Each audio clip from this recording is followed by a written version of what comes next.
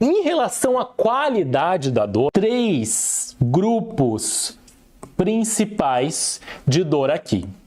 Um grupo é o grupo das dores diferentes.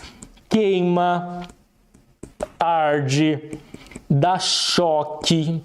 Este grupo em verde lembra dor do nervo, lembra neuropatias. Existe outro tipo de qualidade de dor, que é aquela dor descrita como pulsátil.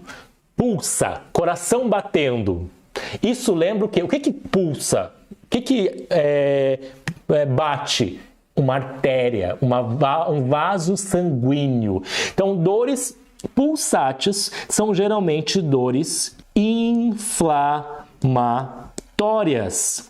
E o nosso outro grupo aqui são as dores que são descritas como peso, pressão, cansaço, fadiga. O que lembra peso, pressão, cansaço? Lembra? Academia. Comecei a academia essa semana. Toda vez que eu vou na academia, eu saio de lá com cansaço, fadiga, dor. Aonde? No músculo.